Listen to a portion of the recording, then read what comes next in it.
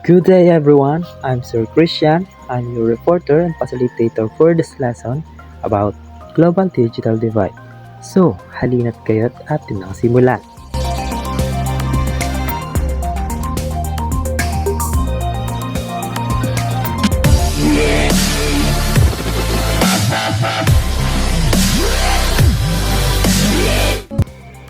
The global digital divide is the gap between those who have access to technology and those who do not. This disparity in access and skills has significant impacts on individuals, communities, and nations. The digital divide refers to the unequal distribution of access to and use of digital technologies like computers, internet, and mobile devices. It often stems from socioeconomic factors, geographical locations, and lack of digital literacy. So we have the access divide, usage divide, and skills divide. So, nasasabi natin nagkakaroon ng gap sa pagitan ng may access sa teknolohiya at ng mga wala dahil sa tinatawag na global digital divide. Ang digital divide ay nagiging dahilan ng disparity o agwat sa mga oportunidad, kaalaman at impormasyon na maaaring makuha ng isang individual o komunidad. For example, sa mga bansang mayaman gaya ng South Korea, halos lahat ng tao ay may access sa mabilis na internet at advanced na gadget, kaya't madali para sa kanila makibahagi sa online learning, e-commerce at remote work. Sa kabilang banda, sa ilang mga lugar sa Pilipinas, lalo na sa mga rural areas, marami pa rin ang walang maayos na internet connection o kahit mga basic na devices. Dahil dito, hindi sila nakasabay sa modernong oportunidad tulad ng online education o digital-based sa negosyo at magpapalawak pa sa gap na ito. So nasasabi nating nagkakaroon ng access divide, usage divide at skills divide dahil sa tinatawag na global digital divide. So ang access divide ay tumutukoy sa hindi pantay na access sa internet at digital devices, kung saan ang ilang tao o bansa ay may mabilis at may inaasang koneksyon, habang ang iba ay limitado o walang access. Ang usage divide naman ay tumutukoy sa pagkakaiba ng paggamit ng teknolohiya. May mga taong gumagamit ng internet para sa trabaho at edukasyon, habang ang iba ay para lamang sa basic na social media o entertainment. Ang skills divide naman ay may agwat sa kakayahan ng mga tao na magamit ang teknolohiya. May mga nakakaalam kung paano gamitin ito sa advanced na paraan tulad ng coding o data analysis, habang ang iba ay basic usage lang ang alam. For example, sa Pilipinas, ang mga nasa urban areas ay may mas mabilis na internet access at ang may kaalaman sa paggamit ng technology para sa trabaho. Samantalang ang mga nasa rural areas ay limitado pa rin ang access at kaalaman, kaya hindi nila ganap na papakinabangan ang mga digital opportunities. Causes of the global digital divide. Several factors contribute to the digital divide. This range from economic and geographical barriers to lack of infrastructure and education. Infrastructure, limited availability of reliable internet connectivity and digital infrastructure in remote areas. Costs. High costs associated with internet access, devices, and data plans are a significant barrier for many. Education.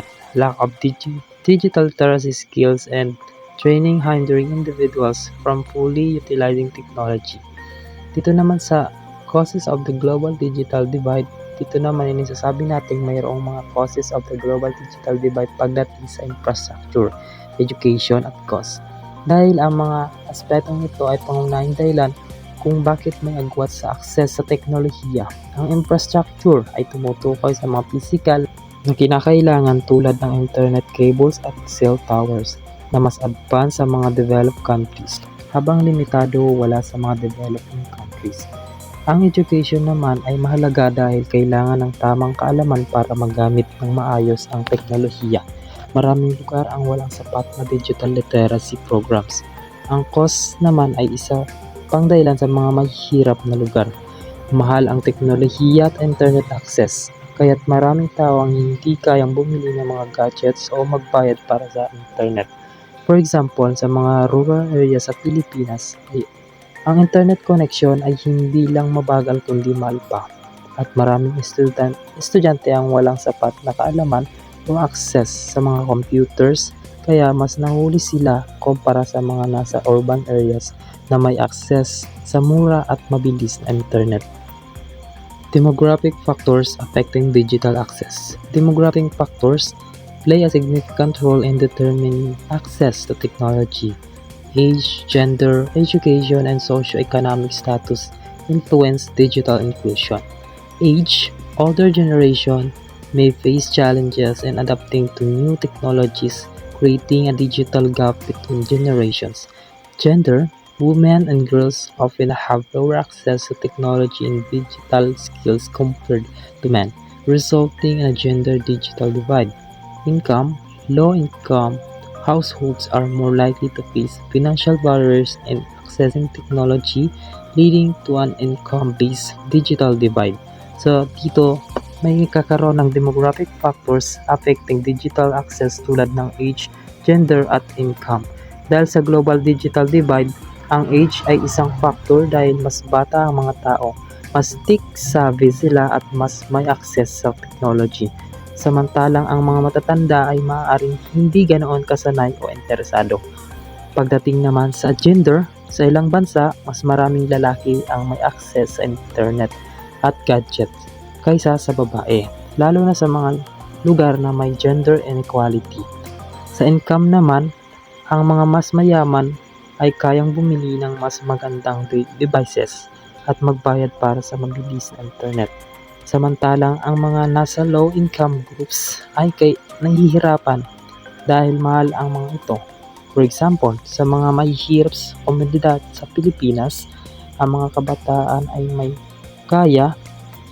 may sariling smartphones, laptops, habang ang mga nasa low-income families ay umaasa lang sa public facilities tulad ng internet cafes. Geographical barriers to digital connectivity. Geographical collocation significantly impacts digital access. Remote rural areas often lack infrastructure, leading to limited connectivity.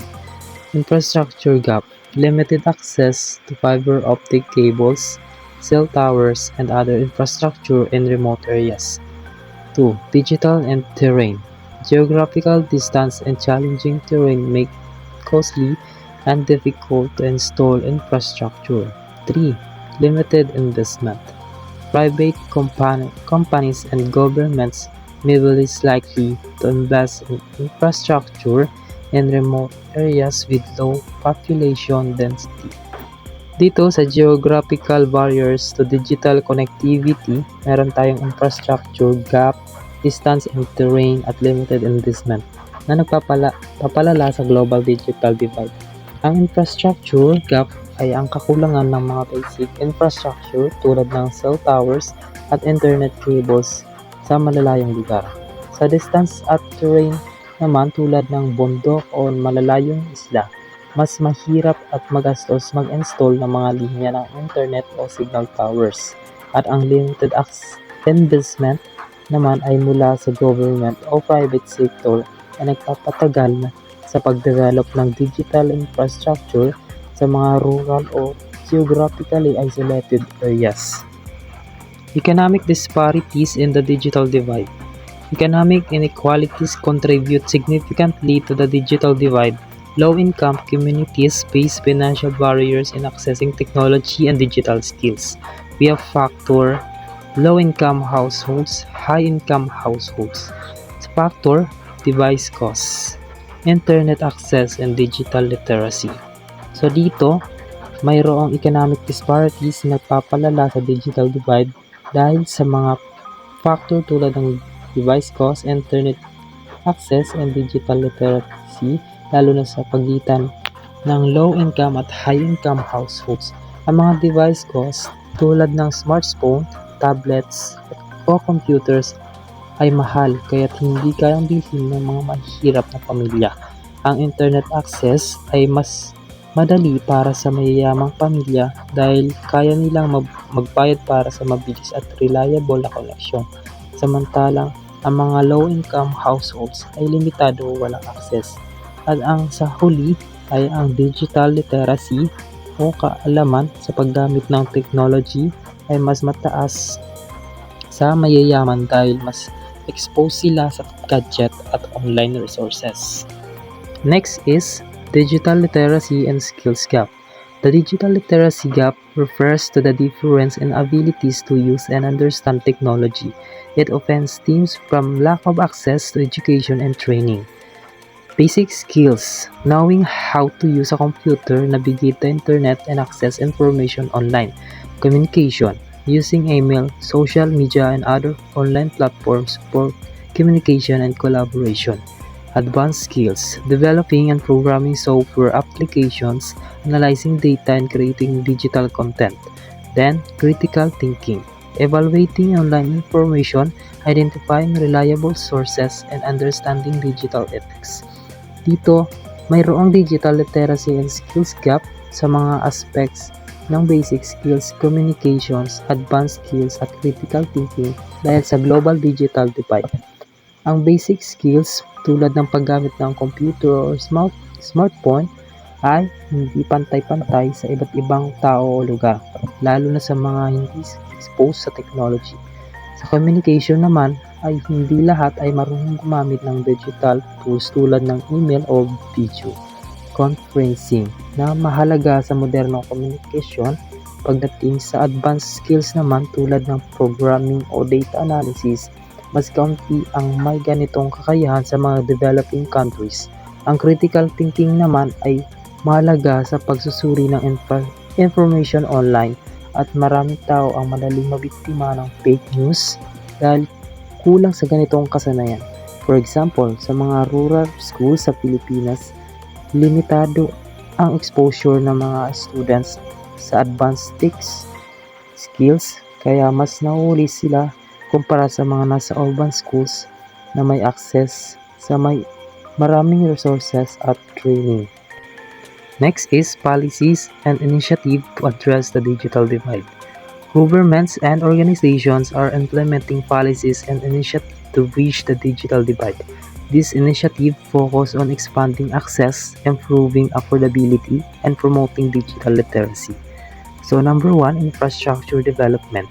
Investing in broadband infrastructure, expanding coverage to rural and underserved areas. Number 2, affordable access. Providing subsidies and low-cost internet plans to make technology accessible to low-income households. Number 3, digital literacy program.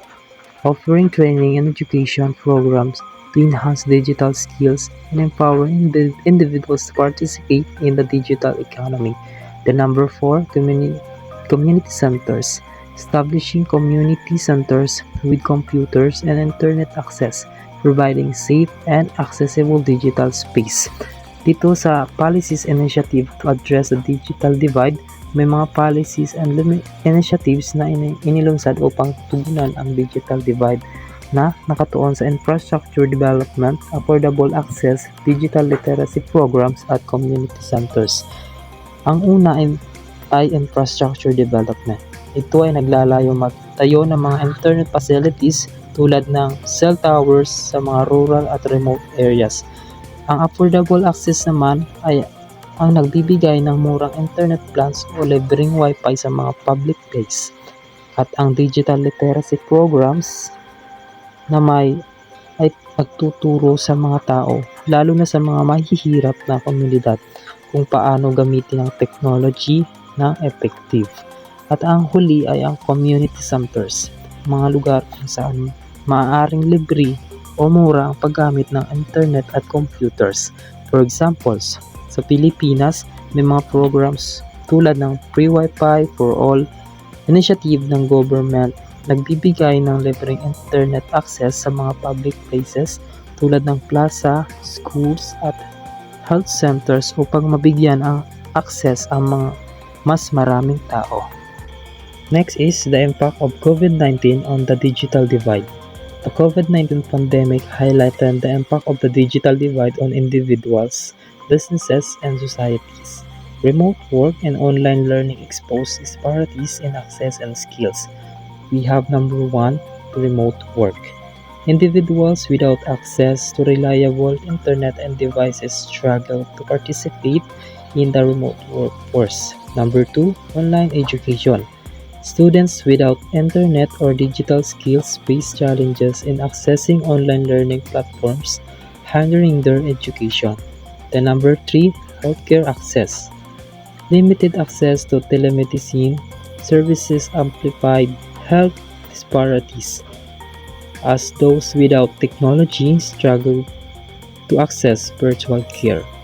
So dito, noong nakaraang taon, ang COVID-19 ay nagpalala ng digital divide, lalo na sa mga harangan ng remote work, online education at health access.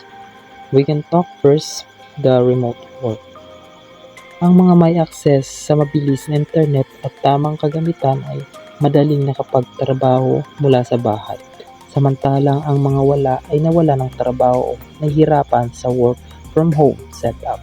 Sa online education, ang mga students na may laptops at stable internet ay nakapagpatuloy ng pag-aaral habang ang iba, lalo na sa mga rural at low-income areas, ay nahirapan o tumigil sa pag-aaral dahil walang kagamitan o koneksyon. Ang mga healthcare access naman ay may internet na nakapag-avail ng telemedicine o online consultations, habang ang iba ay hindi nakatanggap ng kinakailangang services medical dahil sa kakulangan ng access sa teknolohiya. Then the last is the bridging global digital divide, challenges and opportunities. Bridging the global digital divide requires addressing complex challenges and seizing opportunities. Collaboration among governments, businesses, and communities is crucial. We have digital literacy and infrastructure investment. So when we say digital literacy, providing accessible and effective digital literacy training to empower individuals with the skills needed to navigate the digital world, while infrastructure investment, investing in broadband infrastructure to ensure affordable and reliable internet access in all regions, particularly rural areas. So dito, nagkakaroon ng challenges and opportunities sa bridging the global digital divide dahil sa mga complex issue at potential na solusyon na nagmumula sa iba't ibang aspects of technology. Ang challenges naman ay kinabibilangan ng kakulangan sa infrastructure tulad ng hindi sapat na internet connectivity at mga digital devices sa mga rural at may hirap sa mga lugar. Ang opportunities ay nagbibigay ng potensyal na pagbutihin ang access sa education, work at service like government programs at private sector investments na nag-build ng mga digital infrastructure at nagbigay ng mga training programs. So, this is the end of our lesson for this day. I hope more learnings na nakuha nyo dito sa ating lesson. So, thank you for listening.